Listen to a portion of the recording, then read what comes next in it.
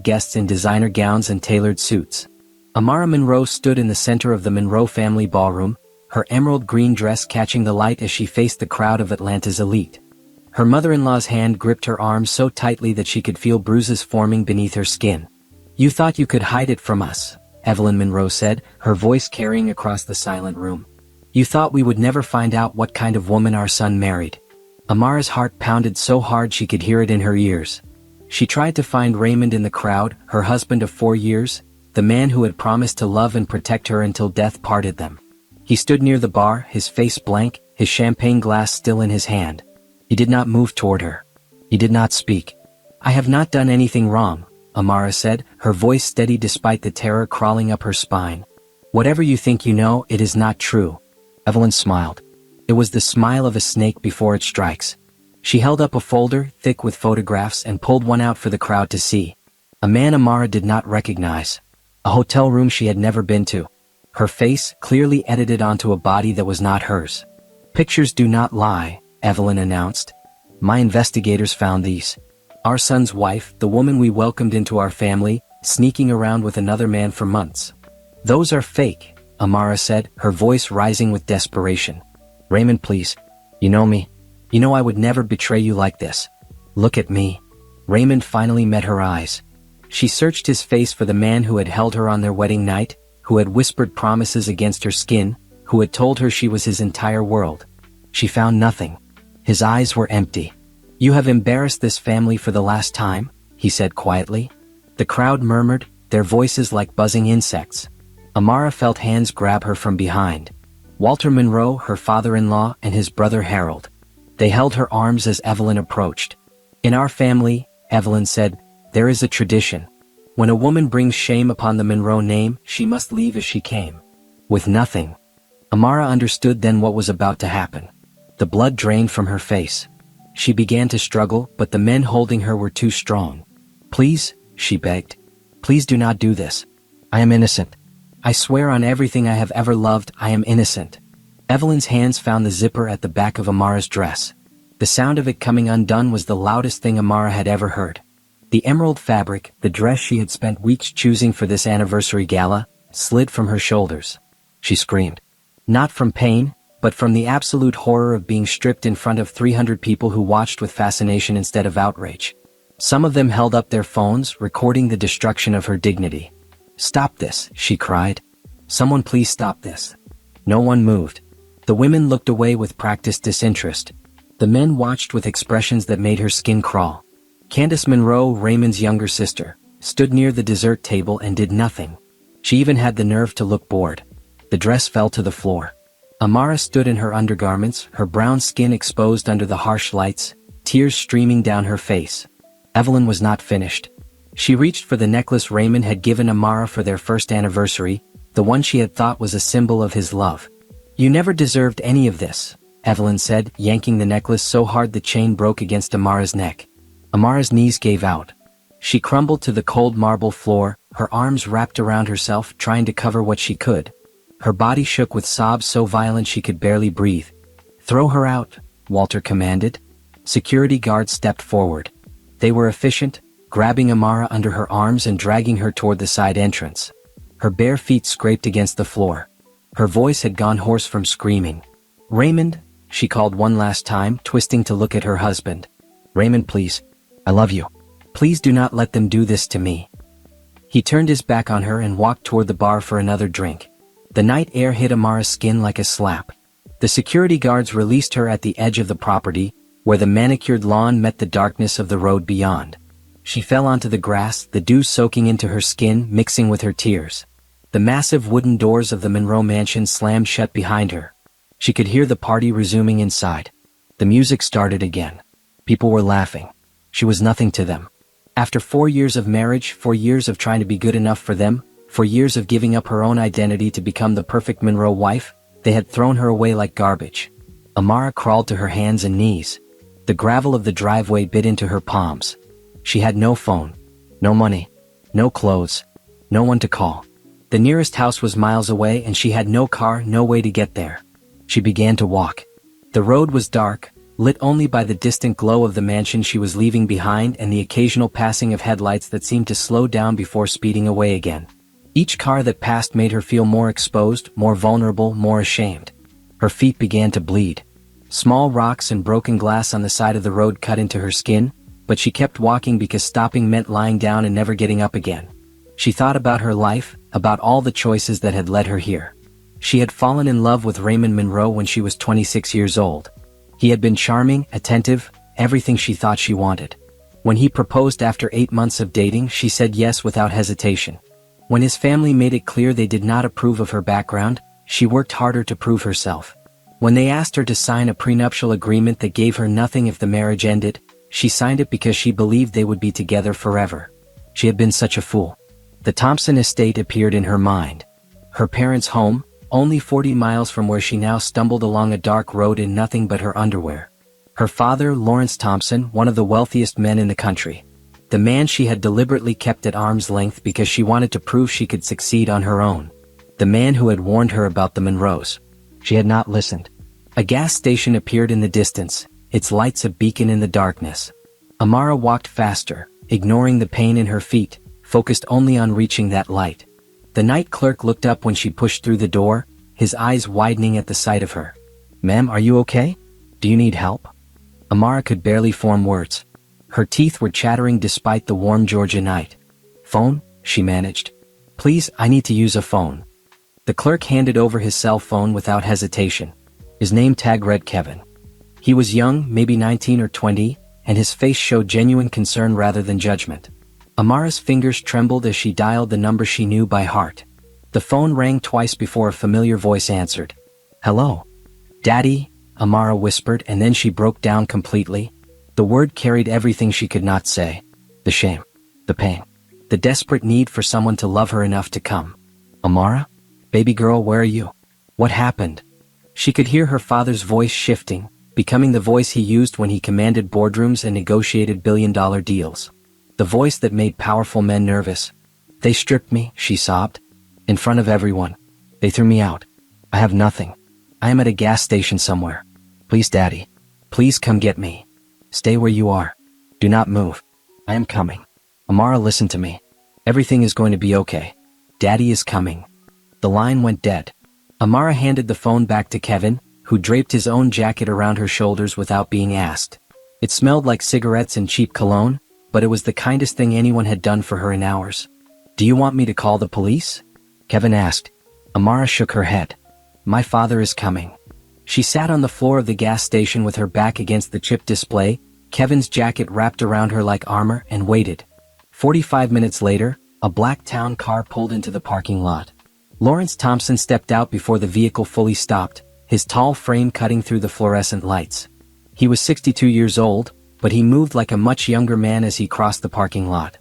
His gray beard was neatly trimmed, his clothes impeccable despite the hour.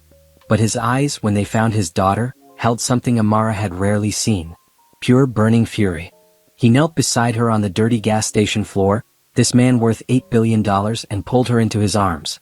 "I have you," he said. "I have you now. No one will ever hurt you like this again." Amara clung to her father and wept. Lawrence looked up at Kevin, who stood awkwardly behind the counter. "What is your name, son?" "Kevin Mitchell, sir." "You helped my daughter?" "Anyone would have, sir." Lawrence nodded slowly. "I will remember that." He pulled out a business card from his wallet and placed it on the counter. "Call this number tomorrow. Ask for Patricia. She will have a job waiting for you." Then Lawrence Thompson lifted his daughter from the floor, carried her to the waiting car, and drove her away from the worst night of her life. In the back seat, wrapped in a cashmere blanket his driver had waiting, Amara finally stopped shaking. Her father held her hand the entire ride, saying nothing, simply being there. It was only when they were 20 minutes from home that he spoke. "Tell me everything," he said. "Leave nothing out. I need to know exactly what happened." And Amara told him. 4 years earlier, Amara Thompson had been a different woman. She sat in her small apartment in Midtown Atlanta, the one she paid for with her salary from the marketing firm where she worked as a junior account manager. The apartment was nothing special, a one-bedroom with a view of a parking garage, but it was hers. She had earned it without her father's money, and that meant everything. Her phone buzzed with a text from her college roommate. "There is a party tonight at the Monroe estate. Very exclusive. I got you on the list." Amara almost said no. She had a presentation the next morning and should probably be practicing it instead of socializing with people who would look down on her the moment they learned she was not one of them. But something made her type back a yes, grab her best blue dress from the closet and call a rideshare. The Monroe mansion was everything she had imagined and more. Tall white columns framed the entrance like teeth, and the lawn stretched so far she could not see where it ended. Valets in crisp uniforms took keys from guests in cars that cost more than Amara made in 5 years. She felt out of place immediately. Her blue dress, which had seemed elegant in her apartment mirror, looked cheap compared to the designer gowns floating past her. Her heels, which she had bought on sale at a department store, clicked against the marble floors with an embarrassing loudness. But then she saw him. Raymond Monroe stood by the fountain in the center of the ballroom, and Amara forgot how to breathe. He was tall, with smooth brown skin and a smile that could melt glaciers. When his eyes found hers across the crowded room, something electric passed between them. He walked toward her like she was the only person at the party. "I do not believe we have met," he said, extending his hand. "I am Raymond." "Amara," she replied, placing her hand in his. "And I know who you are. Everyone knows who the Monroes are." "Then you have me at a disadvantage," he said, still holding her hand. "Because I know nothing about you. And I find myself wanting to know everything." They talked for 3 hours that night. He asked about her job, her dreams, her favorite books. He listened when she spoke, really listened in a way that made her feel seen. When the party ended, he asked for her number. When she gave it, he called the next day. Their courtship was straight out of a movie. Raymond sent flowers to her office every Friday. He planned elaborate dates that showed he paid attention to the little things she mentioned. When she said she loved jazz, he surprised her with tickets to a private concert. When she mentioned missing her grandmother's cooking, he hired a chef to recreate the recipes. 3 months in, Amara told him the truth about her family. "My father is Lawrence Thompson," she said over dinner at a quiet restaurant. "Thompson Industries. I do not advertise it because I want people to see me, not his money." Raymond's reaction surprised her. Instead of the calculating gleam she expected, his eyes softened. "That must be hard," he said. "Growing up with everyone assuming things about you, wondering if people like you for yourself or what they can get." "Yes," she whispered. "Exactly that." "I understand," he said. "More than you know."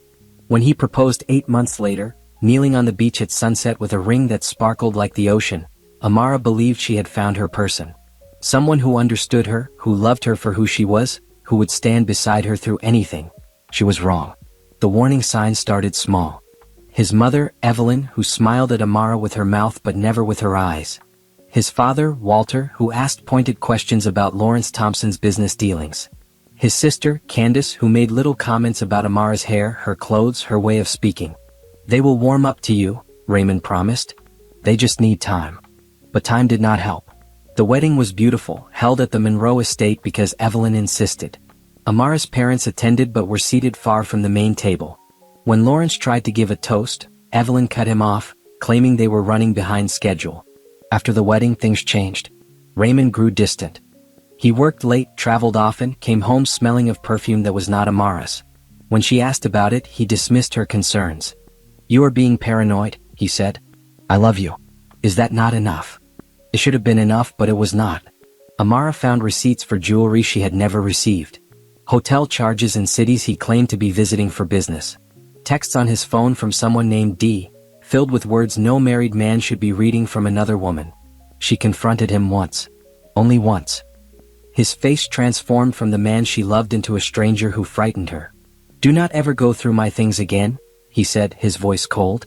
"If you cannot trust me, then maybe we should not be together." Amara backed down. She told herself she was imagining things. She buried her suspicions because the alternative, admitting that she had made a mistake, that her father had been right about the Monroes, that her marriage was built on lies, was too painful to face. So she played the perfect wife. She attended family dinners where Evelyn criticized everything from her cooking to her clothes. She smiled at parties while Candace made snide remarks about her background. She pretended not to notice when Raymond's eyes followed other women across the room. She lost herself. Day by day, piece by piece, she became someone she did not recognize. A shadow of the confident woman who had once insisted on making her own way in the world. Her parents noticed. Her mother, Naomi, called weekly with concern in her voice. "You sound tired, baby." Are you happy? Are they treating you well? Everything is fine, Mama, Amara would say. You worry too much. Lawrence was less subtle. The word on the street is that Monroe boy has wandering eyes, he said during one of their rare visits. Say the word and I will end him. Daddy, please. You do not understand their world. I understand men, Lawrence replied. And I understand when my daughter is being mistreated. You do not have to stay with someone who does not treat you right. But Amara stayed. She stayed because she had invested 4 years. Because she had signed a prenup that left her with nothing. Because admitting failure felt worse than living with it. She stayed until the night of the anniversary gala, when Evelyn Monroe decided that Amara had outlived her usefulness. What Amara did not know, what she would not discover until later, was that her downfall had been planned for months. Evelyn had found someone better for Raymond, someone with more money and more connections. Denise Crawford, the daughter of a shipping magnate, who had been sleeping with Raymond for 2 years. Denise wanted Raymond. Raymond wanted Denise's money and family connections. But there was a problem. Amara. A divorce would be messy, expensive, and damaging to the Monroe reputation. But if Amara could be exposed as unfaithful, she could be discarded without consequence. The prenup ensured she would leave with nothing and her reputation would be destroyed. So they created the evidence. Denise's cousin, a photographer, photoshopped images of Amara in compromising positions. They planted the story with strategically placed whispers among Atlanta's elite. And then they chose the perfect moment, the 4th anniversary gala, to execute their plan. Amara never stood a chance. She walked into that ballroom believing she was celebrating her marriage. She walked out with nothing but her underwear and her broken heart. But the Monroes made one miscalculation. They forgot who Amara's father was. They forgot that Lawrence Thompson had built his empire by destroying anyone who crossed him. They forgot that a man who loved his daughter more than life itself would burn the world down to avenge her. They would not forget for long. The Thompson estate appeared through the car windows like a dream. Amara had not been home in almost 2 years, choosing to spend holidays with the Monroes instead because Evelyn insisted on it. Now, as the iron gates swung open and the familiar oak-lined driveway stretched before her, she felt the weight of all the time she had lost. The house glowed against the night sky, every window lit as if her parents had turned on every lamp in anticipation of her arrival. The car had barely stopped before the front door opened and Naomi Thompson rushed out. My baby, she cried, reaching the car just as Lawrence helped Amara step out. Oh, my precious baby. What did they do to you? Amara collapsed into her mother's arms. Naomi was 60 years old but still strong, still the woman who had raised 3 children while supporting her husband through the early years of building his empire. She held Amara like she was a little girl again, rocking her gently, murmuring words of comfort. Let us get her inside, Lawrence said. She needs a hot bath and clean clothes. They moved as a unit into the house. The marble floors that Amara had once slid across in her socks, the grand staircase she had raced her brothers down, the paintings she had studied during long childhood afternoons, everything was exactly as she remembered. But she was not the same person who had left. Naomi took charge. She drew a bath with lavender oil, laid out fresh pajamas, sat with Amara while she soaked in water hot enough to turn her skin pink. She did not ask questions. She simply existed, a warm presence in a cold world. Mama, Amara finally said, her voice barely above a whisper. I was so stupid. You and Daddy tried to tell me and I would not listen. Hush, Naomi replied. None of this is your fault. You loved a man who did not deserve you. That is not stupidity. That is being human. They showed pictures. In front of everyone. They said I was unfaithful. Amara's voice broke. I never cheated on him, Mama. Not once. Not even in my thoughts. I loved him. I know, baby. I know. After the bath, Naomi dressed Amara's wounded feet and tucked her into the bed in her childhood room. The pink walls had been repainted a soft cream, but the window seat where she used to read still looked out over the rose garden. Sleep, Naomi said, kissing her forehead. Your father and I will handle everything. But Amara could not sleep. She lay in the darkness, staring at the ceiling, replaying the night over and over. Every face in that crowd. Every hand that touched her. The sound of her dress hitting the floor. The coldness in Raymond's eyes. Down the hall in Lawrence's study, a very different scene was unfolding. Lawrence Thompson sat behind his mahogany desk, the phone pressed to his ear. He had changed from his casual clothes into a tailored suit because the calls he was about to make required a certain frame of mind. Across from him sat Robert Hayes, his head of security and personal investigator, who had arrived within minutes of being summoned. I want everything, Lawrence said into the phone.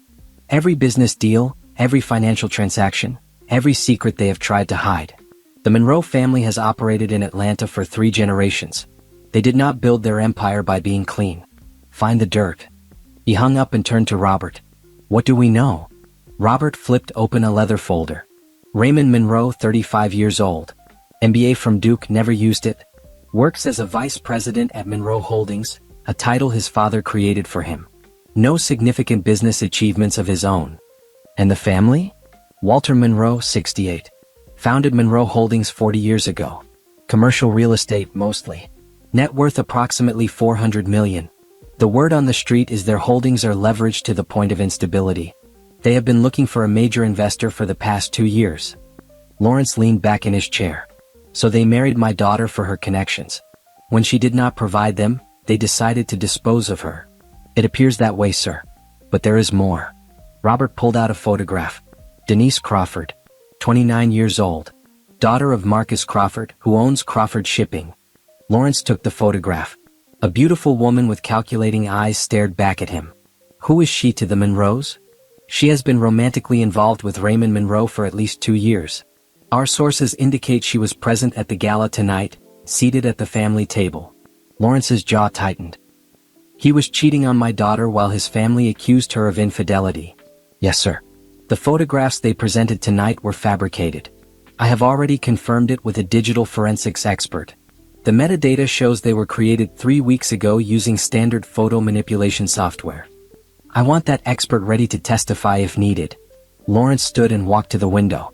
The night was quiet, peaceful, a stark contrast to the storm building inside him.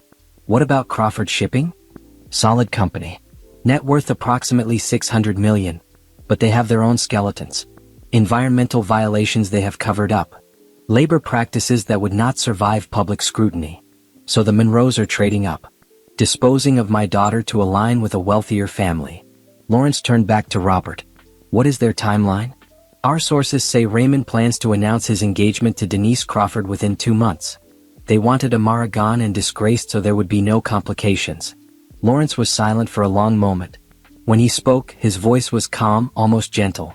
It was the voice his competitors feared most because they knew it meant he had already decided their fate.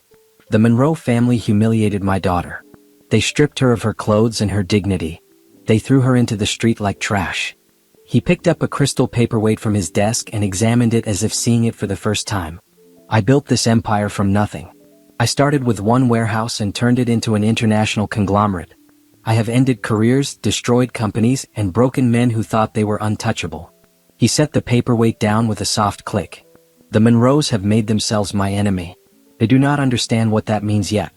But they will. Robert nodded. What are your orders, sir? First, I want every piece of evidence against them documented and verified.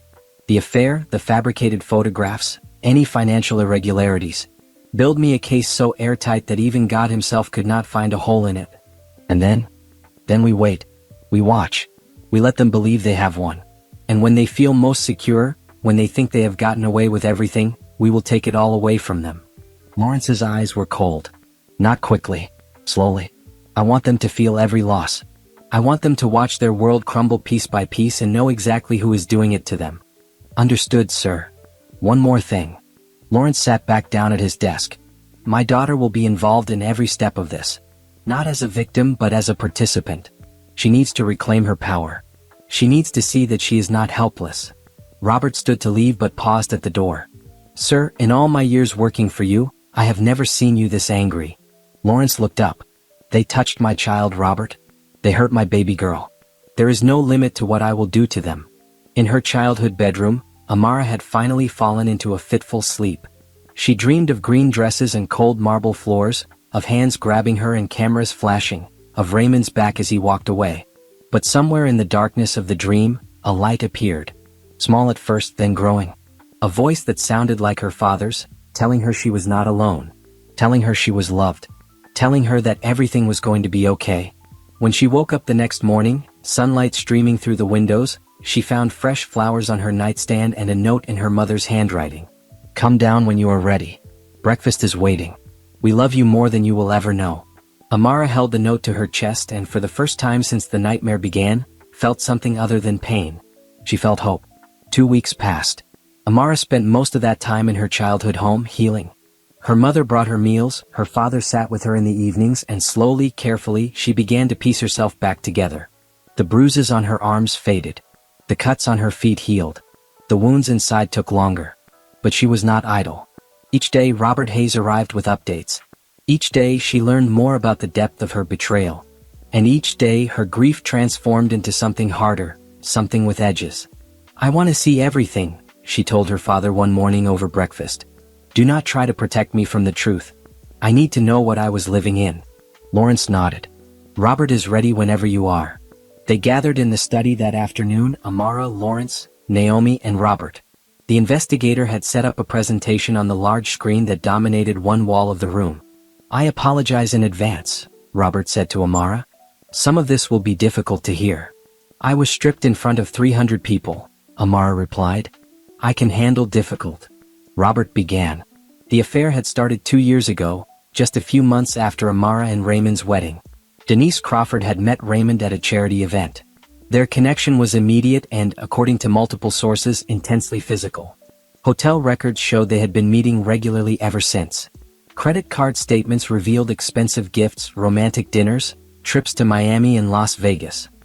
"He bought her a car," Amara said quietly, looking at a receipt on the screen. "A Mercedes. For her birthday." "Yes," Robert confirmed. "He also took her to Paris last year. During the week he told you he was at a business conference in Chicago." Naomi reached for her daughter's hand. Amara squeezed it but did not look away from the screen. The affair was just the beginning. Robert had uncovered a paper trail that implicated the entire Monroe family in a scheme that went back decades. Shell companies used to hide assets. Tax evasion on a massive scale. Construction contracts obtained through bribery. Environmental violations at their commercial properties that had been covered up through political connections. "Monroe Holdings is not just overextended," Robert explained. "It is fundamentally corrupt. The only reason they have survived this long is because they have been bribing the right people." "And the photographs," Lawrence said. "The ones they used against my daughter." Robert pulled up a new slide. "Created 3 weeks before the gala by a man named Derek Foster. He is Denise Crawford's cousin and a professional photographer. The digital forensics are conclusive. The images are composites, Amara's face placed onto another woman's body." "Can we prove it?" Amara asked. "Absolutely. The original images still exist on Foster's hard drive. He was not careful about covering his tracks. We also have text messages between Foster and Denise discussing the project." Amara closed her eyes. All those months of Raymond making her feel crazy for suspecting him. All those family dinners where Evelyn looked at her with barely disguised contempt. All those times she told herself she was imagining things, that everything was fine, that she was overreacting. "There is more," Robert said. "The plan was set in motion by Evelyn Monroe. She has been orchestrating Raymond's relationship with Denise from the beginning.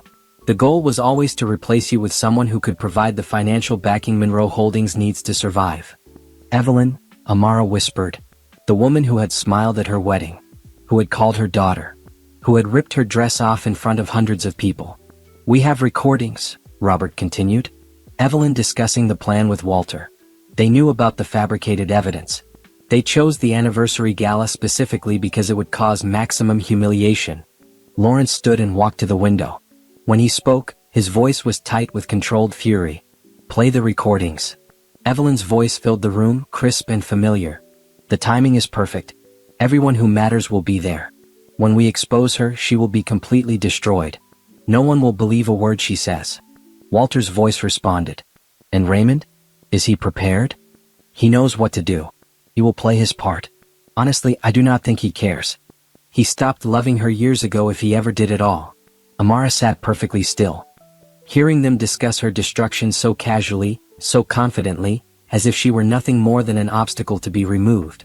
"That is enough," Naomi said. "Turn it off. She has heard enough." But Amara shook her head. "No. I want to hear all of it." The recording continued. Evelyn and Walter discussed every detail. The photographs. The setup. The stripping, which Evelyn described as a family tradition that did not actually exist.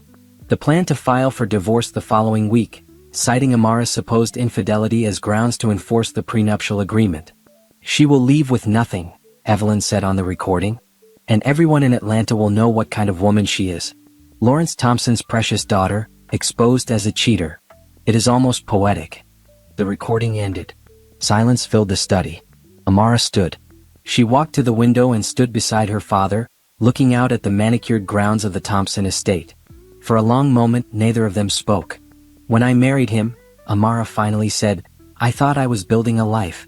I gave up everything, my career, my independence, my connection to you and Mama, because I believed in our family. I believed in him. I know, baby, Lawrence said. They planned this for years. Every smile, every kind word was a lie. They used me and then threw me away like I meant nothing. Yes. Amara turned to face her father. Her eyes were dry. I do not want them destroyed because of what they did to me. I want them destroyed because they are bad people who have hurt others and gotten away with it for too long.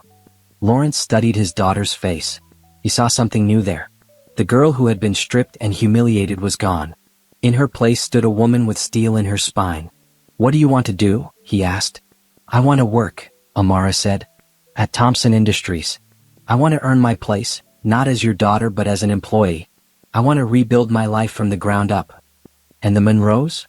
A small smile crossed Amara's face. It was not a kind smile. Let them think they have won. Let them enjoy their victory. And when they are not looking, we take everything they have ever cared about. Lawrence placed his hand on his daughter's shoulder. That is my girl. Later that night, after Naomi had gone to bed, Amara sat with her father in the study. The fire crackled, casting dancing shadows on the walls. I need to ask you something, Amara said. The prenup I signed. Does it protect me at all? Their lawyers drafted it to be airtight, Lawrence admitted. But they made one mistake. They included an infidelity clause that works both ways. If Raymond was unfaithful, the agreement is void. And we can prove he was. We can prove it beyond any shadow of doubt. Lawrence leaned forward. But I want you to understand something. If we go this route, there is no turning back. The Monroes will not just lose their money. They will lose everything. Their reputation, their standing, their future. Amara stared into the fire. She thought about all the nights she had lain awake wondering what she had done wrong. All the times she had blamed herself for Raymond's distance. All the ways she had diminished herself trying to fit into their world. Good, she said. Let them lose everything. Let them feel what it is like to have nothing. Lawrence nodded slowly. Then he reached for the phone and made a call that would begin the destruction of the Monroe Empire. It is time, he said to whoever answered. Release the first wave. The offices of Thompson Industries occupied the top 15 floors of the tallest building in Atlanta. From her new desk on the 42nd floor, Amara could see the entire city spread out below her, a tapestry of steel and glass and ambition. She had insisted on starting at the bottom. Not in some ceremonial position that existed only because of her last name, but as a junior analyst in the business development division. Her supervisor, a no-nonsense woman named Patricia Ellis, had no idea Amara was the owner's daughter. To her, Amara was simply a new hire with a business degree and something to prove. Your first assignment, Patricia said, dropping a thick folder on Amara's desk. Market analysis for the Henderson account. I need it by Friday. You will have it by Thursday, Amara replied. Patricia raised an eyebrow. Confidence. I like that. Just make sure you can back it up. The work was challenging and exactly what Amara needed. She arrived before dawn and stayed late into the evening, immersing herself in spreadsheets and reports. Her mind, which had spent years growing soft in the gilded cage of the Monroe household, began to sharpen again. 3 weeks into her new position, she met Julian Pierce.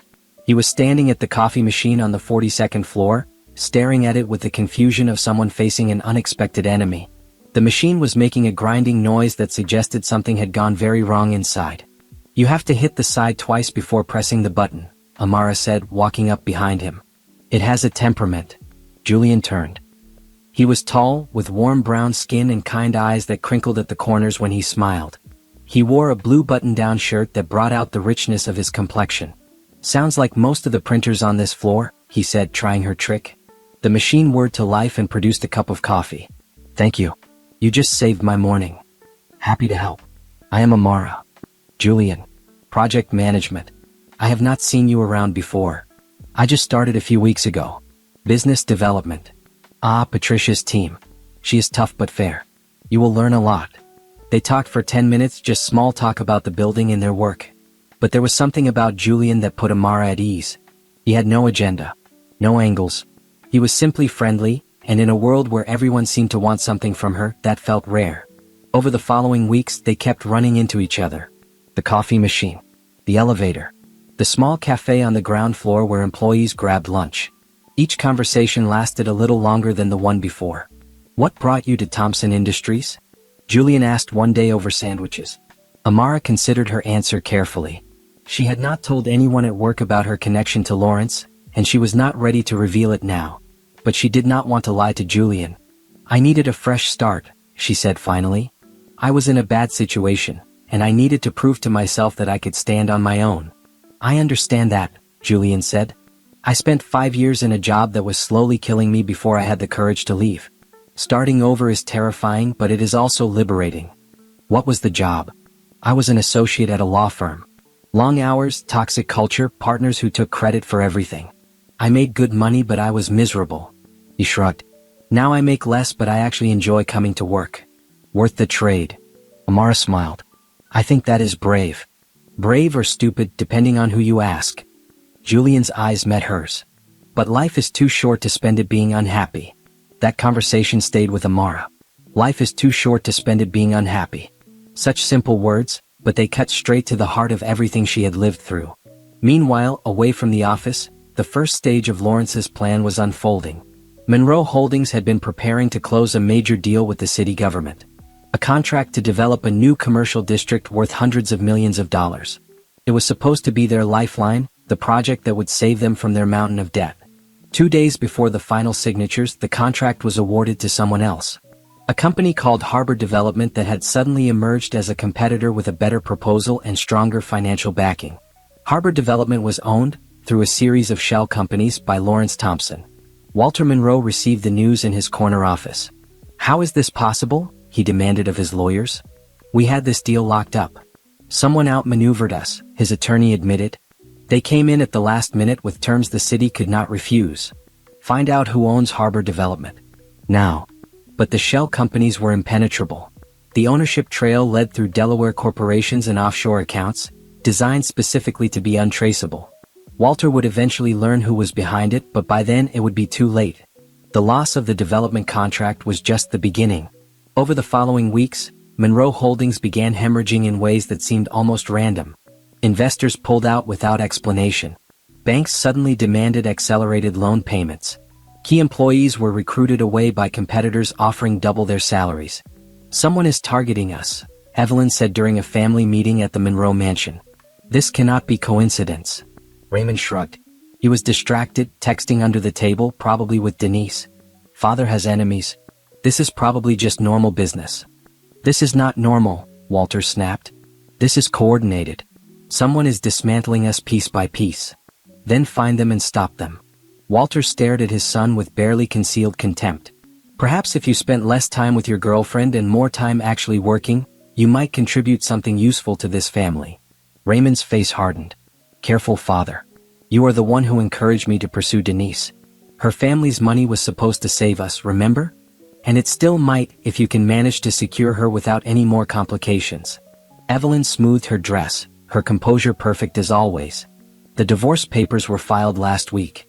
Amara has not responded yet. Our lawyers say that is unusual." "Perhaps she is too ashamed to fight," Raymond said. "Or perhaps she is planning something," Evelyn replied. "I warned you both. Lawrence Thompson is not a man to be underestimated." "Thompson is a businessman," Walter said dismissively. "He understands how the world works. He will bluster and threaten, but ultimately he will accept reality. His daughter is damaged goods now. No one will believe her over us." But even as he spoke, Walter felt a chill run down his spine. Something was wrong. He could feel it in his bones. Back at Thompson Industries, Amara was building a life. She had delivered her first report early as promised. Patricia had been impressed enough to assign her to larger projects. Her colleagues, who initially kept their distance from the quiet new employee, began to warm up to her. She joined them for happy hour on Fridays. She organized a birthday celebration for an administrative assistant. She became, slowly but surely, part of the team. And through it all, there was Julian. He began waiting for her at the coffee machine in the mornings. They took their lunch breaks together more often than not. He told her about his family, his younger sister who was in medical school, his parents who had been married for 40 years and still held hands in public. "That is beautiful," Amara said. "I always wanted something like that." "You do not have it?" She shook her head. "I was married. It did not work out." Julian did not push for details. He simply nodded and said, "I am sorry. That must have been hard." "It was. But I am learning that sometimes the worst things that happen to us can lead to the best things." She met his eyes. "If I had not gone through what I went through, I would not be here. I would not have found this work or this life or—" She stopped, suddenly shy. "Or—" Julian prompted gently. "Or people like you," Amara finished quietly. "People who are kind without wanting anything in return." Julian was quiet for a moment. Then he reached across the table and touched her hand just briefly, just enough to let her know he understood. "For what it is worth," he said, "I think whoever let you go was an idiot."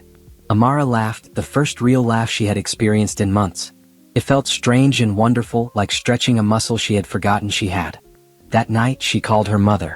"Mama, I met someone," she said. "Not like that, not yet. But he is different. He makes me feel like myself again." Naomi's voice was warm with hope. "Tell me everything." And Amara did. The Monroe mansion, once a symbol of old money elegance, had begun to show cracks. Walter sat in his study surrounded by papers, each one bearing bad news. The latest was a notice from their primary bank, calling in a loan that should not have been due for another 3 years. The reason given was vague: internal policy changes. But Walter knew the truth. Someone had gotten to them. "How much do we need?" Evelyn asked, standing by the fireplace in a maroon dress that probably cost more than most people's monthly salary. 20 million. By the end of the month. "We do not have it." "I am aware." Evelyn's composure cracked just slightly. "What about Denise's family? Raymond needs to accelerate the engagement." "I have already spoken to Marcus Crawford. He is willing to help, but only after the wedding. He wants to ensure his daughter is properly secured first. Then tell Raymond to propose. Tonight." "I told him. He said he needs time." "Time?" Evelyn's voice rose. "We do not have time. This family is drowning and our son is too busy playing house with his mistress to notice." Walter said nothing. There was nothing to say. Across town, in a modern apartment overlooking Centennial Park, Raymond Monroe was having his own crisis. "You need to choose," Denise said. She was beautiful, there was no denying it. Long legs, perfect makeup, designer clothes. But her eyes had a hardness that Raymond had once found attractive and now found exhausting. "I'm tired of waiting. Your divorce should have been final by now. There have been complications." "What complications?" "She was caught cheating. She has no legal standing." Raymond poured himself a whiskey. "Her lawyers sent a counter-filing. They are claiming the photographs were fabricated and citing evidence of my own infidelity." Denise's face went pale. "What evidence?" "They have everything. Hotel records. Credit card statements. Text messages." He drained his glass. "They even have recordings of my mother planning the whole thing." "That is impossible.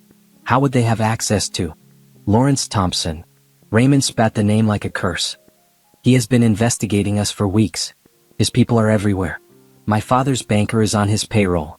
Our head of security was feeding him information. We have been compromised from the inside." Denise sank onto the couch. "What does this mean?"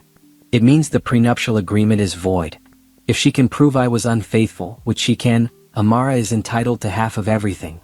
Raymond laughed bitterly. "Not that there is much left to split. Your family is worth hundreds of millions." "Was worth? Our holdings are collapsing. Contracts are disappearing.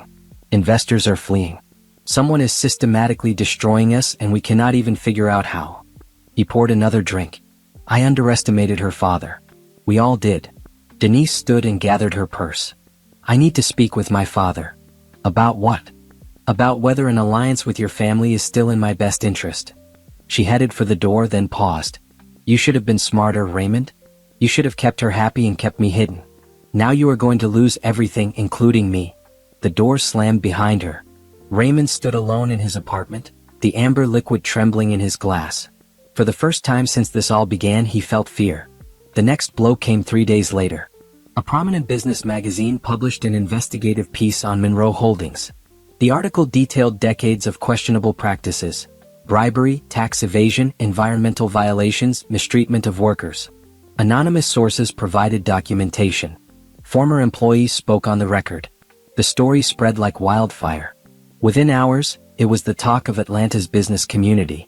Monroe Holdings' stock price, already depressed, plummeted further. Partners rushed to distance themselves. Social invitations were quietly withdrawn. But the worst was yet to come. Evelyn Monroe received a phone call from her oldest friend, a society matron named Patricia Wellington who had been by her side through decades of galas and fundraisers. "I am calling to let you know that you have been removed from the planning committee for the spring charity ball," Patricia said, her voice cool. The board felt it was best, given the current circumstances. Evelyn's hand tightened on the phone. "What circumstances?" "Evelyn, please. Everyone knows what you did to that girl. The photographs were fake. Your son was the one having an affair. You stripped an innocent woman in front of 300 people. She brought shame on our family. She was framed. By you." Patricia's voice held no sympathy. "I stood in that ballroom and watched. I did nothing because I believed what you told us. Now I know the truth and I am ashamed of myself. Patricia, we have been friends for 30 years. Yes. Which is why I am calling instead of letting you find out through the newspapers. But our friendship is over. Do not contact me again." The line went dead. Evelyn sat motionless for a long moment. Then, slowly, deliberately, she picked up a crystal vase from the table beside her and hurled it against the wall. The shattering glass was oddly satisfying. At Thompson Industries, Amara heard about the article from Patricia Ellis, who mentioned it casually during a team meeting. "Monroe Holdings is in free fall," Patricia said. "If any of you have investments with them, I would suggest divesting immediately." Amara kept her face neutral, but inside, something complicated was happening. She had wanted this. She had asked for this. But actually watching it unfold was different from imagining it. She called her father that evening. "I saw the article." "Yes.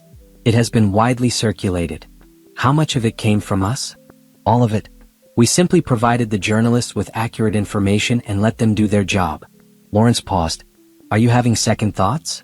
Amara considered the question carefully. "No. They deserve what is coming. I thought it would feel different. Better, maybe." "Revenge is not about feeling good," Lawrence said. "It is about justice. About making sure that bad people face consequences for their actions. The satisfaction comes later when you have rebuilt your life and they are still picking up the pieces of theirs. When does it end? When they have nothing left. When the world knows what they did. When your name is cleared and theirs is forever stained." His voice softened. "But if you want to stop, we stop. This is your decision, not mine." Amara thought about the ballroom. The cold marble floor. Raymond's back as he walked away. "No," she said. "We do not stop. Not until it is finished." The next day, Raymond Monroe appeared at Thompson Industries. He was waiting in the lobby when Amara came down for lunch, looking nothing like the confident man she had married. His suit was wrinkled. His eyes were bloodshot. He had clearly not slept in days. "Amara," he said, stepping toward her. "Please. We need to talk." She stopped, her expression unreadable. "We have nothing to talk about. I made mistakes. I know that. But we can work this out. Sign the divorce papers, take a reasonable settlement, and we can both move on." "A reasonable settlement?" Amara's voice was ice. "You mean the prenup that was supposed to leave me with nothing? The same prenup that is now void because of your affair." That was a misunderstanding.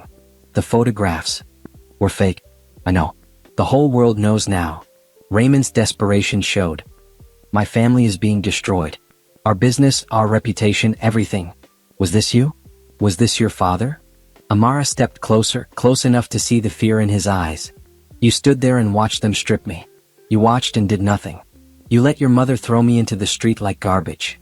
Her voice was quiet but carried more weight than any shout. "You think you are being destroyed now?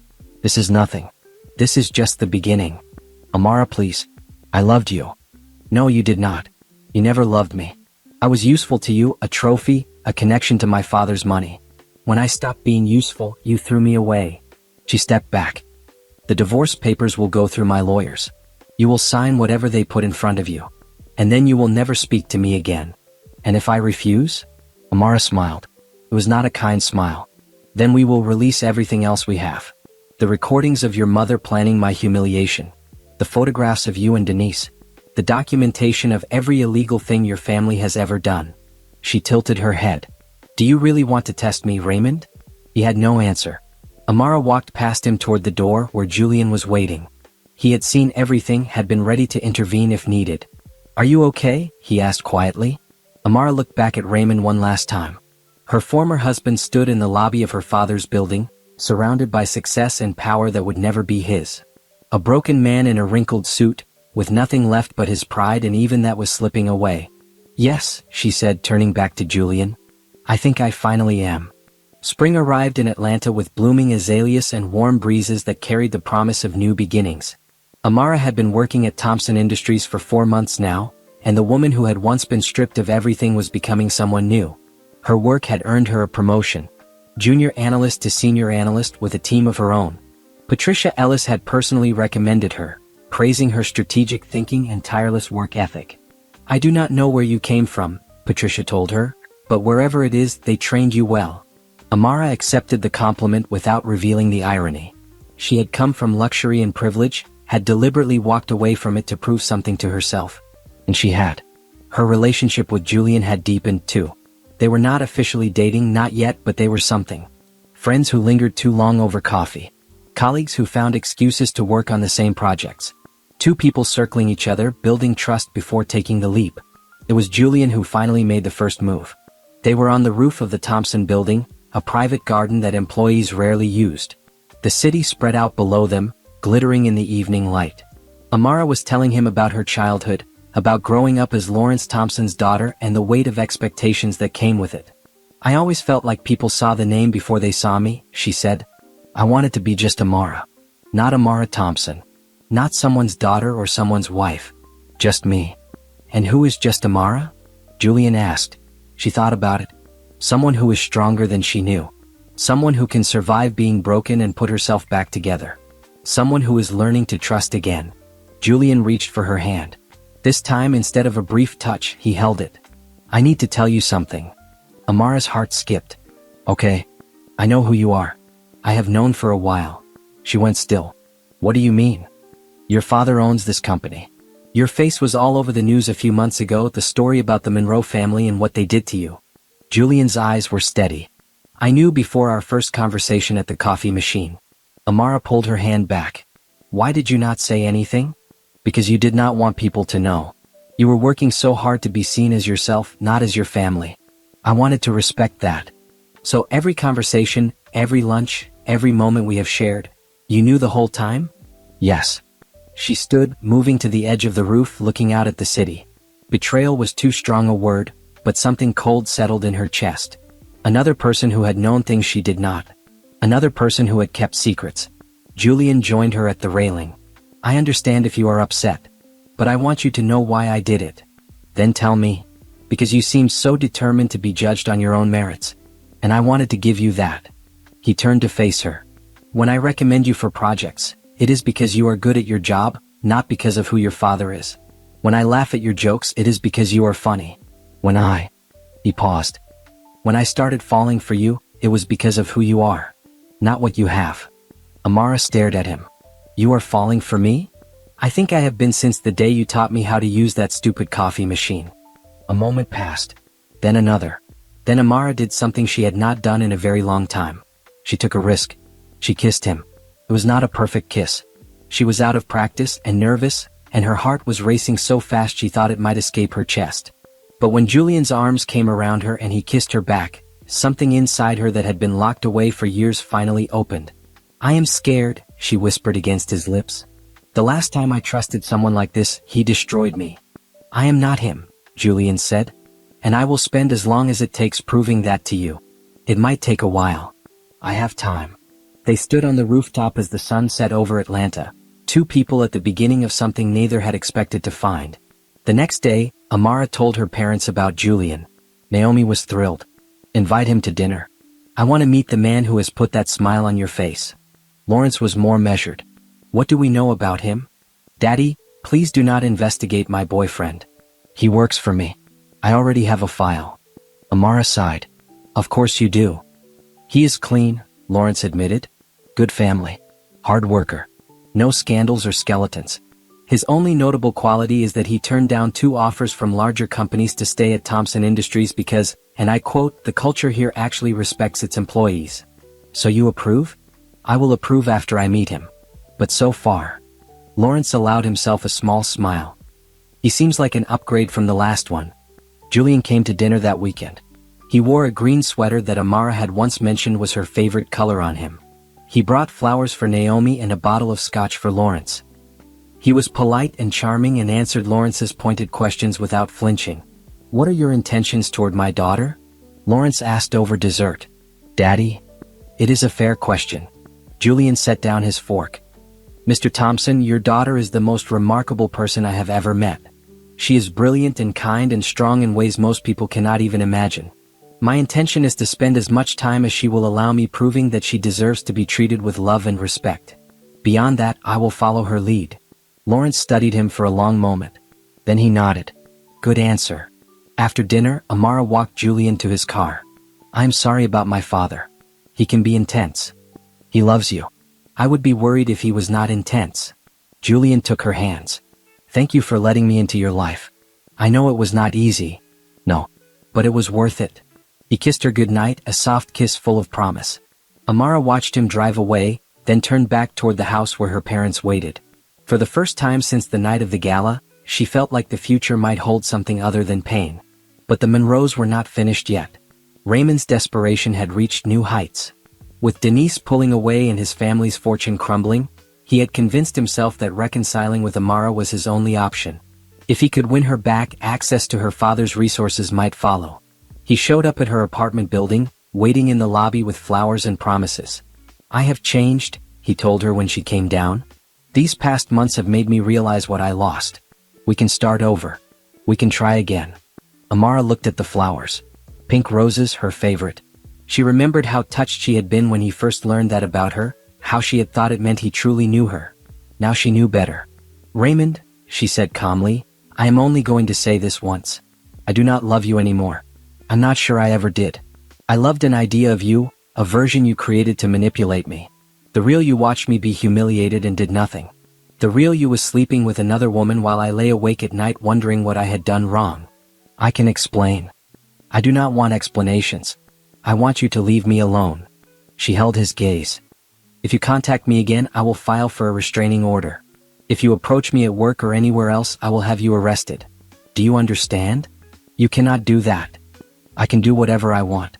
I am Lawrence Thompson's daughter, remember? That used to embarrass me. Now I wear it like armor." She stepped closer, and something in her eyes made him step back. "Go home, Raymond. Go back to Denise if she will have you. Build whatever life you can from the ashes of the one you destroyed. But do it far away from me." She turned and walked back into her building. She did not look back. When she reached her apartment, her hands were shaking. Not from fear, but from the rush of finally, truly setting herself free. She picked up the phone and called Julian. "Can you come over?" she asked. "I just need to see you." He was there in 20 minutes. They sat on her couch and she told him everything. The flowers, the confrontation, the years of doubt and self-blame that had finally been released. Julian listened without interrupting. "You are amazing," he said when she finished. "You know that, right?" "I am beginning to." He held her then and she let herself be held. Not because she was weak, but because she was finally strong enough to accept comfort when she needed it. Outside, the night was quiet. Inside, Amara Thompson was becoming whole again. The collapse of the Monroe Empire happened faster than anyone expected. It began with the banks. Lawrence had quietly acquired significant influence over Monroe Holdings' primary lenders, and when he gave the word, the financial institutions demanded immediate repayment of all outstanding debts. The total was staggering, nearly $200 million that the Monroes simply did not have. Walter Monroe sat in his office surrounded by the wreckage of everything he had built. Legal notices covered his desk. His phone rang constantly with calls he could not answer. The portrait of his grandfather, the man who had founded Monroe Holdings 3 generations ago, seemed to stare down at him in judgment. "We could file for bankruptcy," his lawyer suggested. "It would at least buy us time." "Bankruptcy means losing everything," Walter said. "The houses, the cars, the art collection. Everything. You are losing everything anyway. At least this way you maintain some control over the process." But there was no control to be had. Lawrence Thompson had been thorough. Every escape route was blocked. Every ally had been turned. Every resource had been stripped away. The Monroe mansion was the first to go. Seized by creditors, its contents auctioned off to pay a fraction of the family's debts. Evelyn stood on the front lawn watching strangers carry out furniture that had been in her family for a century. "This is not over," she told anyone who would listen. "We will rebuild. The Monroes always rebuild." But even she did not believe it. Raymond fared no better. His apartment, his car, his club memberships, all liquidated. He moved into a small studio in a neighborhood he would have refused to drive through a year ago. His designer suits hung in a closet barely big enough to hold them. Denise Crawford was gone. Her father, Marcus, had severed all ties with the Monroes the moment their financial troubles became public. A man worth $600 million did not associate with failures. Raymond's calls went unanswered. His texts were ignored. She left him a voicemail on the day she returned the engagement ring he had given her. "You promised me a partnership with a powerful family. Instead you gave me a scandal. Do not contact me again." But there was something else. Something Raymond did not learn until 3 weeks after Denise disappeared. She was pregnant. The news came from a mutual acquaintance who heard it from a friend. Denise was expecting Raymond's child, but she had no intention of letting him be part of the baby's life. She had already retained lawyers to ensure he would have no parental rights. Raymond sat in his tiny apartment and stared at the wall. He had lost everything. His money, his family, his mistress, even the child he had not known existed. All because he had made the mistake of crossing Lawrence Thompson's daughter. The final blow came in the form of criminal charges. Robert Hayes had not just been investigating the Monroe's business practices. He had been gathering evidence for federal prosecutors. Tax evasion, wire fraud, bribery of public officials. The list of charges was extensive. Walter Monroe was arrested at his daughter Candace's house, where he had been staying since losing the mansion. The cameras captured him in handcuffs, his hair unkempt, his eyes hollow.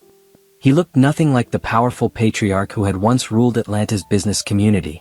Evelyn avoided arrest by cooperating with investigators. In exchange for her testimony against her husband, she received immunity. But the cost was everything else. Her friends abandoned her. Her social clubs expelled her. She became a pariah in the world she had spent her entire life building. The news coverage was relentless. Every detail of the Monroe family's crimes was dissected on cable news and in newspaper columns. But what captured the public's attention most was the story of Amara Thompson. The woman who had been publicly humiliated, stripped of her clothes and dignity, only to rise from the ashes while her tormentors fell. Opinion pieces praised her resilience. Social media rallied behind her. She became a symbol of something larger than herself, the possibility of justice in an unjust world. Amara watched the coverage from her parents' house, where she had gathered with Lawrence, Naomi, and Julian. It was strange to see her pain transformed into public narrative, to have strangers commenting on experiences they had not lived. "How do you feel?" Naomi asked.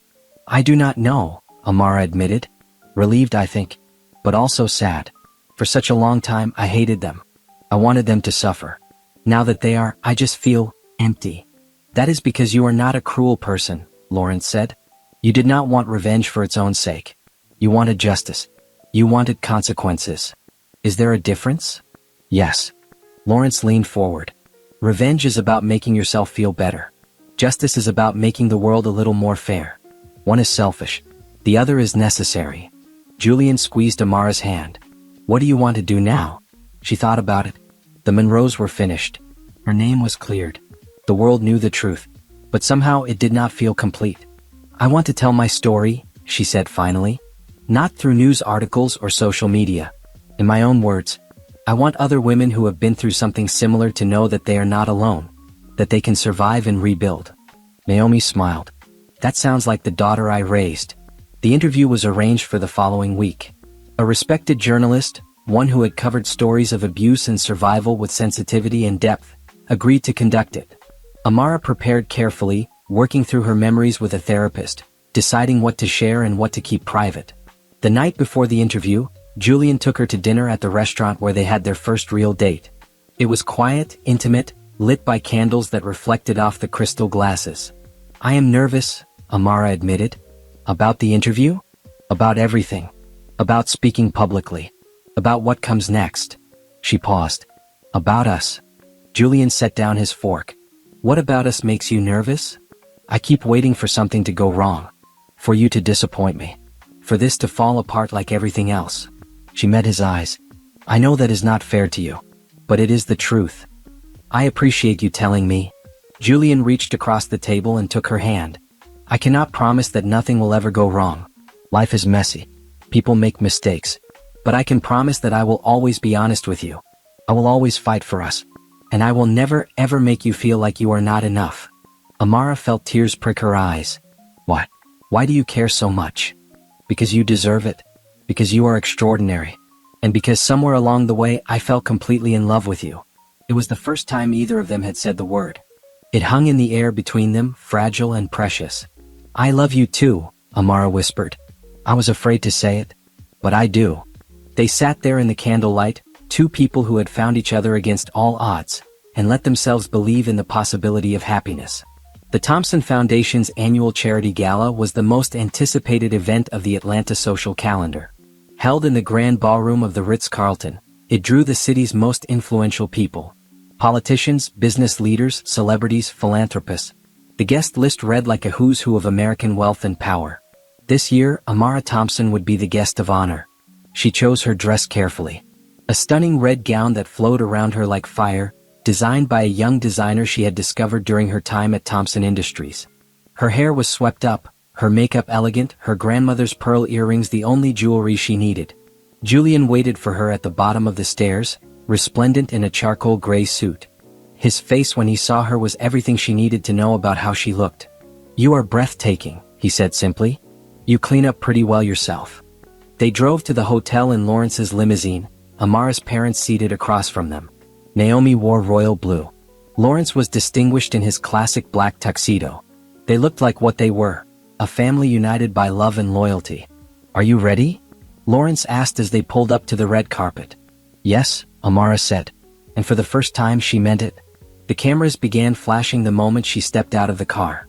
She had been photographed at events before as Raymond Monroe's wife, a background figure in someone else's narrative. Tonight she was the story.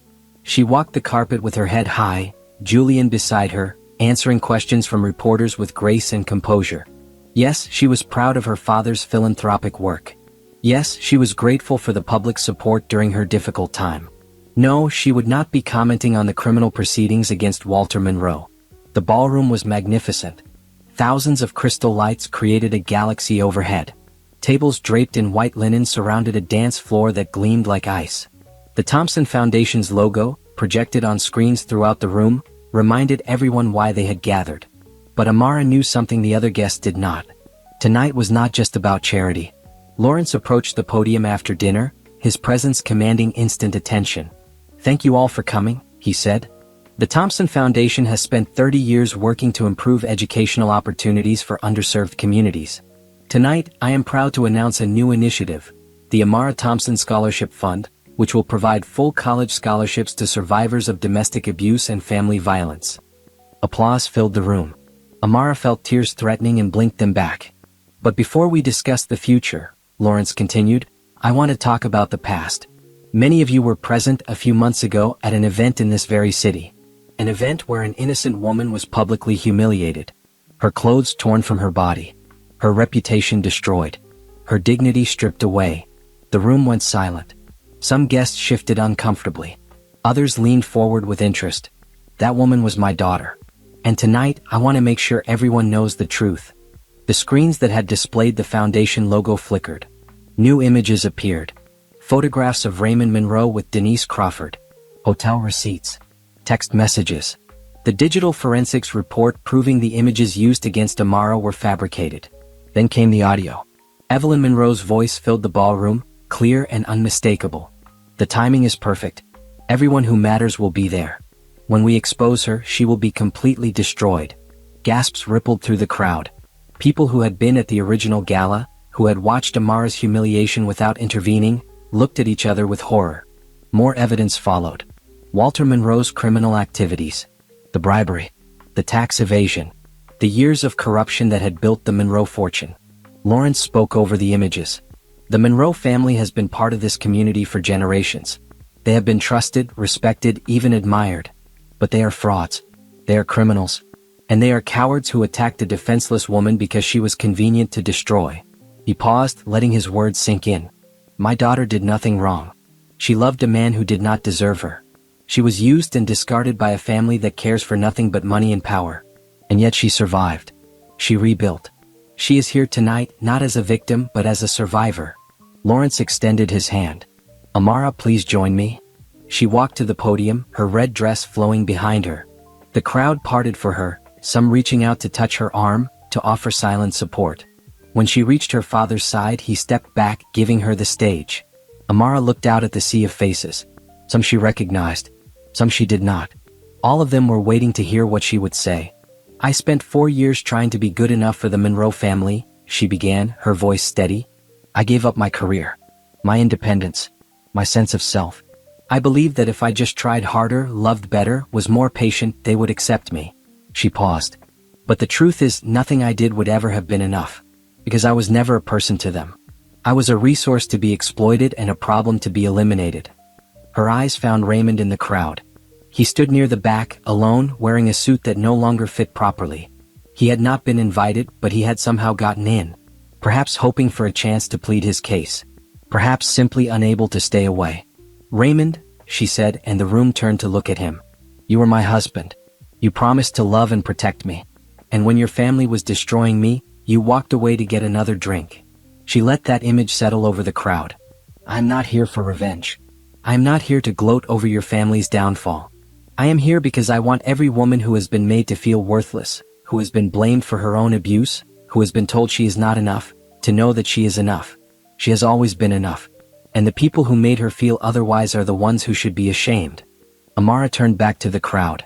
The Amara Thompson Scholarship Fund will help survivors rebuild their lives, just as I am rebuilding mine. Because everyone deserves a second chance. Even those of us who have been stripped of everything.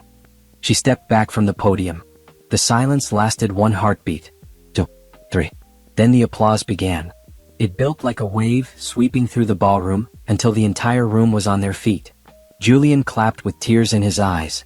Naomi pressed her hand to her heart. Lawrence simply smiled, the proud smile of a father whose daughter had exceeded every expectation. Raymond Monroe turned and walked out of the ballroom. No one tried to stop him. No one even noticed. He was already forgotten. After the speeches, after the donations, after the photographs and handshakes, Amara found a quiet moment on the balcony overlooking the city. The night air was cool and clear. Julian joined her. How do you feel? Free, she said. I feel free. He wrapped his arm around her, and they stood together watching the lights of Atlanta sparkle in the darkness. What happens now? He asked. Amara smiled. Now we live. We build something beautiful. We prove that they did not break us. Us, Julian repeated. I like the sound of that. Get used to it, Amara said. Because I plan to keep you around for a very long time. She kissed him then, on the balcony of the Ritz-Carlton, with the city at her feet and the future stretching out before her. It was not a fairy tale ending. Real life rarely is. But it was a beginning. And that was enough. 1 year later. The small chapel sat nestled in the Georgia hills, surrounded by wildflowers and ancient oak trees. It was not the grand venue the Thompson name could have commanded. It was better than that. It was intimate, personal, filled with the people who truly mattered. Amara stood in the bridal suite, looking at herself in the mirror. Her dress was elegant simplicity itself.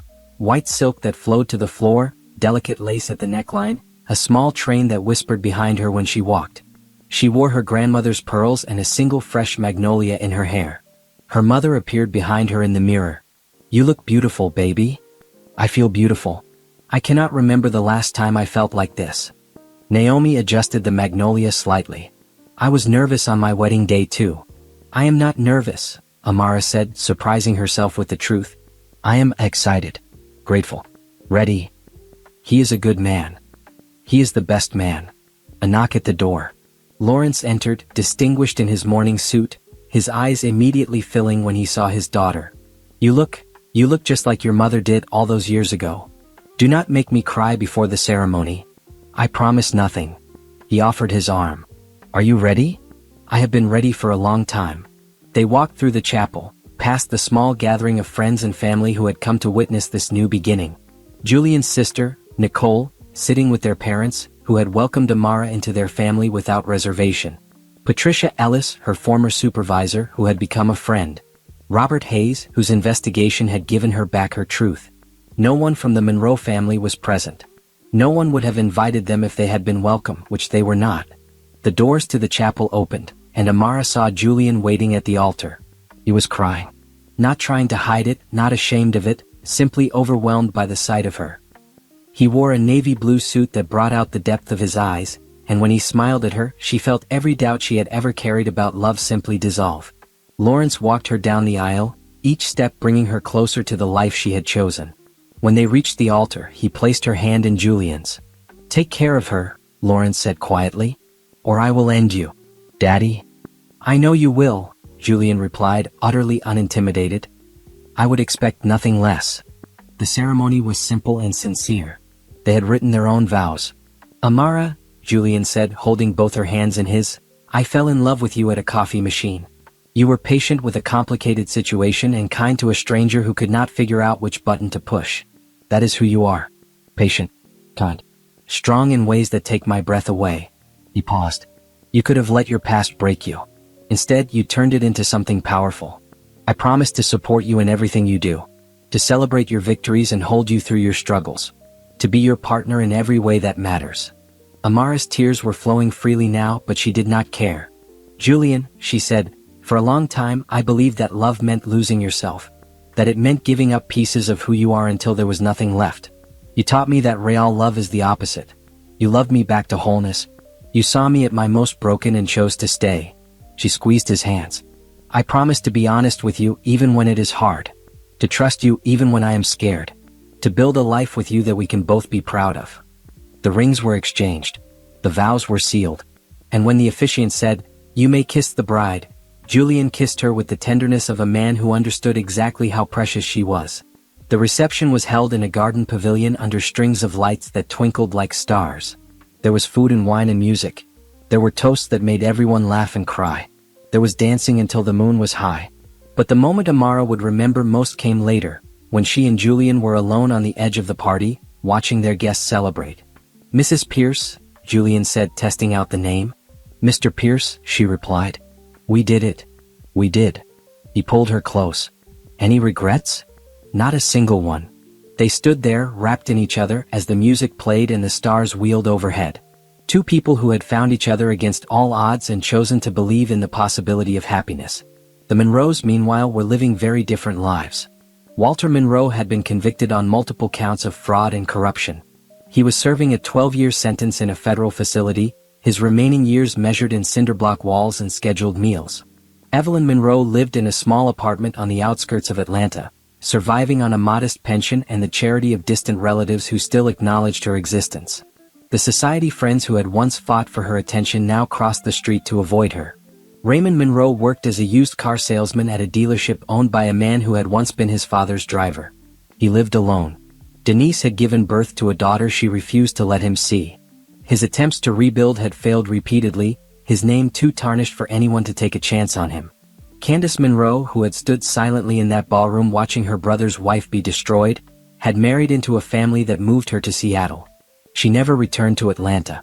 The Monroe name, once synonymous with power and prestige, had become a cautionary tale. A reminder of what happens when cruelty catches up with those who practice it. 3 weeks after the wedding, Amara received a letter. It arrived at her new home, the house she and Julian had purchased together. The handwriting on the envelope was familiar. "Raymond." She stood in the kitchen, holding the letter, feeling the weight of everything it represented. Julian came in from the garden. "What is that?" "A letter. From Raymond." "Are you going to read it?" Amara considered the question. She thought about all the times she had agonized over Raymond's words, parsed his silences for meaning, searched for explanations that never came.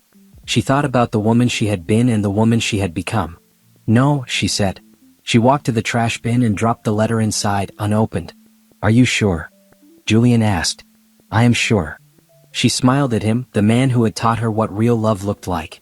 "Whatever he has to say, it does not matter anymore. That chapter of my life is closed." Julian crossed the kitchen and wrapped his arms around her. "I am proud of you. I am proud of myself." They stood in their kitchen, in their home, surrounded by the life they were building together. Outside, the sun was setting, painting the sky in shades of pink and gold. Amara thought about everything she had survived. The betrayal. The humiliation. The long dark nights when she had wondered if she would ever feel whole again. And then she thought about where she was now. Well, successful. Free. "You know what I realized?" she said. What? They did not break me. They thought they could strip away everything I had and leave me with nothing. But I am still here. I am stronger than I have ever been. And I have everything that matters. Julian kissed the top of her head. You always did. You just needed to find your way back to it. I am glad I did. She looked up at him. I am glad I found you. Me too. He grinned. Even though you only liked me for my coffee machine skills. Amara laughed, the sound bright and free. Come on, Julian said. Let us go watch the sunset. They walked out to their garden, hand in hand, leaving the closed letter behind. The sky was vast and beautiful, full of possibility. And Amara Thompson Pierce, the woman who had once been stripped of everything, faced the future without fear. She had survived the worst. Now it was time to live the best. Before we close this story, I want you to take a quiet moment and really think about what you just witnessed. Because this wasn't just a story, it was a journey through pain, through struggle, through moments that could have broken someone completely, but didn't. What you saw today is a reflection of a deeper truth, a truth about resilience, about courage, about the kind of strength that doesn't always look powerful on the surface, but refuses to disappear no matter how heavy the weight becomes. On knees that matter, stories that carry emotion, meaning, and truth, even when they are fictional, because they are inspired by realities that exist in the world around us. Stories of Black women who are often underestimated, overlooked, or unheard, and yet, time and time again, they rise. They rise after betrayal. They rise after injustice. They rise after being told they are not enough. And every time they rise, they redefine what strength truly means. Maybe as you listened, you felt something shift inside you. Maybe certain moments stayed with you. Maybe you saw a reflection of real struggles that don't always get the attention they deserve. That's why these stories are told, to give voice to what is often silenced, to shine light on what is often ignored, to remind the world that strength can come from the most painful places and still become something powerful, something unbreakable. Because being strong doesn't mean never falling, it means rising, even when no one expects you to. And the women in these stories, they rise not just for themselves, but for every voice that has ever been doubted, dismissed, or pushed aside. So, if this story touched you, if it made you think or feel or reflect in any way, then carry that with you. Let it remind you that behind every struggle, there is a story worth telling. Behind every scar, there is a victory that deserves to be seen. And behind every woman who refuses to give up, there is the power the world cannot ignore. If you believe in stories like this, stories that speak truth, strength, and resilience, then stay connected with us. Because there are many voices to hear, many more journeys to witness, and many more powerful stories waiting to be told. Thank you for spending this time with me. Until the next story, take care, stay strong, and never underestimate the power of rising again.